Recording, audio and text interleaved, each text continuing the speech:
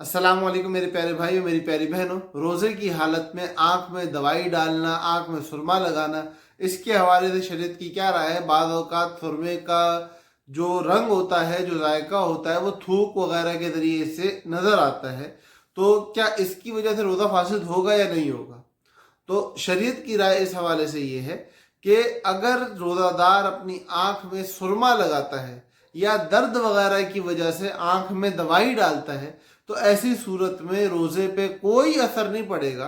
आपका रोज़ा बिल्कुल दुरुस्त है। रोज़े की हालत पे आप आँख में दवाई भी डाल सकते हो और सुरमा वगैरह भी लगा सकते हो, अगरचे उससे आपकी थूक वगैरह के अंदर उस दवाई का जायका, हलक में उस दवाई का जायका या सुरमे का रंग आ रहा हो, तो उससे कोई फर्क नहीं पड़ता।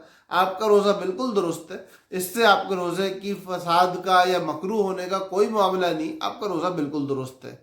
अल्लाह पाक हम सब का हामी और नासिर हो। अस्सलामु अलैकुम व रहमतुल्लाहि व बरकातुहू।